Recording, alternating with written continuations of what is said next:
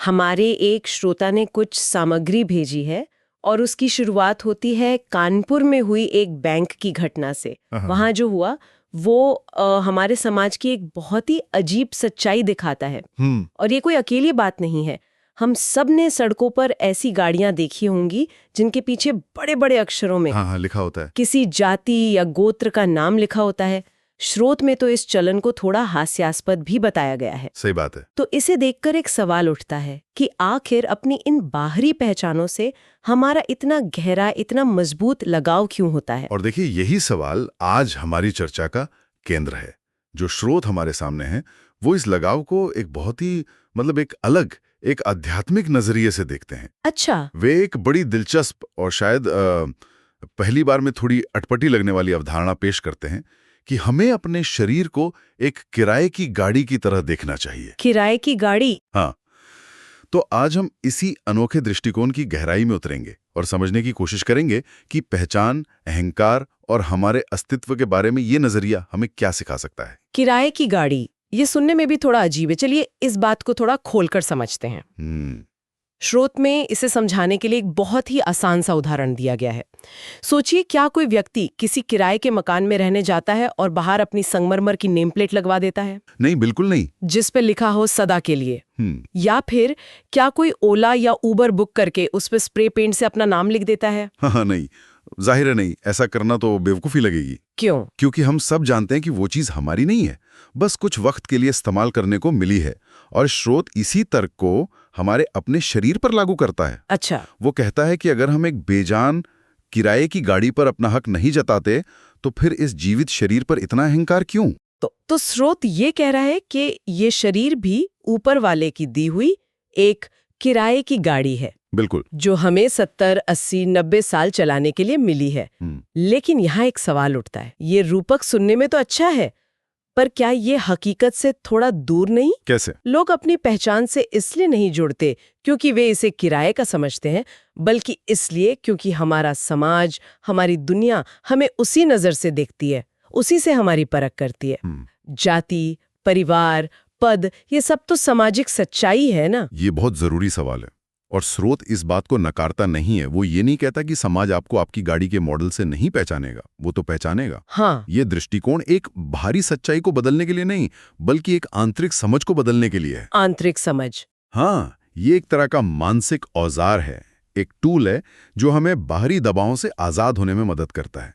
जब समाज आप पर कोई लेबल लगाता है तो ये दृष्टिकोण आपको याद दिलाता है कि रुको, ये सिर्फ मेरी गाड़ी का मॉडल है, ये मैं नहीं हूं। अच्छा, तो ये एक तरह का डिफेंस मैकेनिज्म है, कह सकते हैं। अपनी असली पहचान को बचाने का तरीका। तो फिर वो लोग जो अपनी गाड़ियों पर अपनी जाति का नाम लिखवाते हैं, इस नजरिए से देखें तो वे सिर्फ दुनिया को ही नहीं बता रहे हैं कि मेरी गाड़ी इस मॉडल की है, बल्कि शायद वे खुद को भी, हाँ, जाने अनजाने में खुद को भी यही यकीन दिला रहे हैं कि मैं और मेरी गाड़ी एक ही हैं। बिल्कुल सही पकड़ा आपने।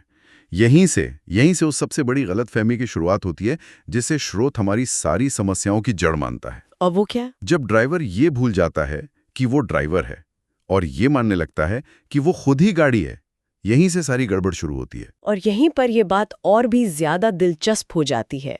जब कोई व्यक्ति पूरे जोर और गर्व से कहता है, मैं फलां जाति का हूं या मैं इस बड़े पद पर हूं, तो स्रोत के मुताबिक वो अनजाने में अपनी अनंत आत्मा को, अपने उस असीमित स्व को एक छोटे से शारीरिक ढांचे में कैद कर रहा होता है। सही बात है। वो अपनी असली पहचान के महासागर को एक छोटी सी बोतल में बंद करने की कोशिश कर रहा है। और देखिए, ये गलतफहमी सिर्फ एक दार्शनिक भूल नहीं है, इसके बहुत गहरे मनोवैज्ञानिक परिणाम होते हैं। ये हमें उस सवाल की ओर ले जाती है जो हजारों सालों से पूछा जा रहा है, तो फिर असली में कौन है? हाँ। अगर मैं ये शरीर नहीं हूं तो मैं क्या हूं? स्रोत इसे बहुत खूबसूरती से परिभाषित करता है। वो कहता है कि आप वो चेतना है, वो कॉन्शियसनेस है जो इस शरीर के होने का अनुभव कर रही है। अच्छा। आप शरीर नहीं बल्कि शरीर के साक्षी हैं। चेतना, कॉन्शियसनेस, ये शब्द सुनने में बहुत भारी और जटिल लगता है पर है नहीं। क्या स्रोत इसे किसी आसान तरीके से समझाता है? मतलब रोजमर्रा की जिंदगी में इसका क्या मतलब है कि मैं शरीर नहीं, चेतना हूं? हाँ, इसे एक सरल उदाहरण से समझ सकते हैं। जब हम रात को गहरी नींद में होते हैं और सपना देख रहे होते हैं, तब ये शरीर तो बिस्तर पर आराम से लेटा होता है, सही बात। पर हम यानी हमारा अनुभव किसी और ही दुनिया में घूम रहा होता है। हम उड़ रहे होते हैं, किसी से बात कर रहे होते हैं, डर रहे होते हैं या खुश हो रहे होते हैं। बिल्कुल। तो सवाल यह है कि वो अनुभव करने वाला कौन है? शरीर तो बिस्तर पर है। स्रोत कहता है वही अनुभव करने वाली जो शक्ति है वही चेतना है। वो जो देख रही है, महसूस कर रही है, वही आपका असली स्व है। वाह, ये कल्पना ही कितनी शक्तिशाली है। मतलब मैं ये हाथ नहीं हूँ, मैं वो चेतना हूँ जो इस हाथ को हिलते हुए देख रही है। मैं ये विचार नहीं हूँ, मैं वो चेतना हूँ जो इन विचारों को मन में आते जाते देख रही है। बिल्कुल। इस बात को और पुख्ता करने के लिए स्रोत एक बहुत ही मार्मिक लेकिन सच्ची तस्वीर पेश करता है। वो कहता है ये गाड़ी पुरानी होगी, इसमें टूट फूट होगी, इसका रंग फीका पड़ेगा और एक दिन ये कबाड़ बन जाएगी, ये तो तय है। लेकिन ड्राइवर का क्या होगा? हाँ, ड्राइवर का क्या? स्रोत कहता है आप यानी ड्राइवर तो बस उस गाड़ी से उतरकर किसी नई गाड़ी में बैठ जाएंगे। ये चेतना की निरंतरता आत्मा के कभी न खत्म होने वाले सफर की ओर एक गहरा इशारा है।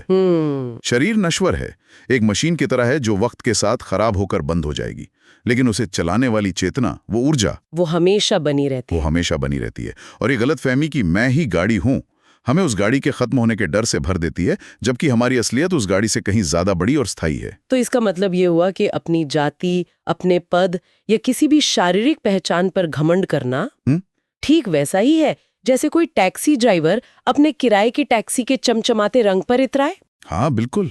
ये जानते हुए भी कि शाम को उसे वो टैक्सी वापस जमा करनी है। उस गर्व का कोई मतलब ही नहीं है। लेकिन यहाँ एक और सवाल है। शरीर की बात तो समझ आती है, वो हमें जन्म से मिला है, पर उन चीजों का क्या जिन्हें हम अपनी मेहनत से कमाते हैं? जैसे हमारा पद, हमारी डिग्री, हमारी सफलता, क्या उन पर गर्व करना भी इसी तरह निरर्थक है? बहुत अच्छा सवाल है, और इस पहलू को समझाने के लिए स्रोत एक दूसरे रूपक का इस्तेमाल करता है। अच्छा। कल्पना कीजिए एक मुसाफिर की जो ट्रेन में सफर कर रहा है। उसे एक सीट मिली है, मान लीजिए सीट नंबर 32। वो उस सीट पर बैठता है और अपनी जेब से चौक निकालकर सीट पर अपना नाम लिख देता है। हाँ, और उसे लगने लगता है कि अब ये सीट हमेशा के लिए उसकी हो गई। लेकिन हम सब जानते हैं कि ये कितना बचकाना है। बिल्कुल। जैसे ही उसका स्टेशन आएगा उसे उतरना पड़ेगा और टीटी आकर उस चौक के निशान को साफ कर देगा। सही। वही सीट अगले सफर में किसी और मुसाफिर की हो जाएगी। बिल्कुल। और स्रोत इस उदाहरण को सीधे तौर पर हमारे पद, हमारी उपलब्धियों और हमारी सामाजिक हैसियत से जोड़ता है। इस नजरिए से देखें तो किसी बड़ी कंपनी का सीईओ होना या किसी खास ओहदे पर होना उस ट्रेन की सीट पर कुछ देर बैठने जैसा ही है। एक अस्थायी व्यवस्था। बस एक छोटी सी यात्रा का हिस्सा मात्र। इस पर अहंकार करना उतना ही बेतुका है जितना उस मुसाफिर का अपनी सीट पर हमेशा के लिए हक जताना। अंत में ये सब अर्थहीन है। मतलब जो भी पहचान हमने इस जन्म में अपनी मेहनत से बनाई है, वो उस ट्रेन टिकट की तरह है जिस पर हमारा नाम और सीट नंबर लिखा है। हाँ। यात्रा खत्म, टिकट की वैधता खत्म। ये नजरिया तो इंसान के सारे मोटिवेशन को ही खत्म कर सकता है। ऐसा क्यों लगता है? अगर सब कुछ अस्थायी है तो फिर मेहनत ही क्यों करनी? ये एक स्वाभाविक शंका है, और यहीं पर स्रोत अपनी सबसे महत्वपूर्ण बात कहता है। क्या? वो कहता है कि संदेश ये नहीं है कि मेहनत करना छोड़ दो या सफलता मत पाओ। संदेश ये है कि अपना ध्यान कहाँ केंद्रित करना है, इसे बदलो। सामग्री में एक बहुत साफ निर्देश है, गाड़ी पर नहीं, अपनी ड्राइविंग पर ध्यान दीजिए। अपनी ड्राइविंग पर ध्यान दीजिए। ये बहुत गहरी बात है ना? गाड़ी गाड़ी कैसी है, किस कंपनी की है, उसका रंग क्या है, ये सब उतना जरूरी नहीं है। जरूरी ये है कि ड्राइवर उस गाड़ी को चला कैसे रहा है। हाँ। क्या वो नियमों का पालन कर रहा है? क्या वो दूसरों को नुकसान पहुंचाए बिना अपनी मंजिल तक पहुंच रहा है? सही समझे आप। यहाँ ड्राइविंग का सीधा मतलब हमारे कर्म से है। कर्म? असली मूल्य व्यक्ति के कर्मों में है, ना कि उस अस्थायी वाहन में जिसे हम शरीर कहते हैं, या उससे जुड़े लेबलों में। आपकी गाड़ी कितनी भी महंगी क्यों ना हो, अगर आपकी ड्राइविंग खराब है, आप रैश ड्राइविंग करते हैं, तो आप एक बुरे ड्राइवर हैं। सही बात है। उसी तरह आपका कुल, पद या जाति कुछ भी हो, अगर आपके कर्म, आपका व्यवहार, आपकी नीयत, आपके काम अच्छे नहीं हैं, तो आपकी इस जीवन यात्रा का कोई मूल्य नहीं है।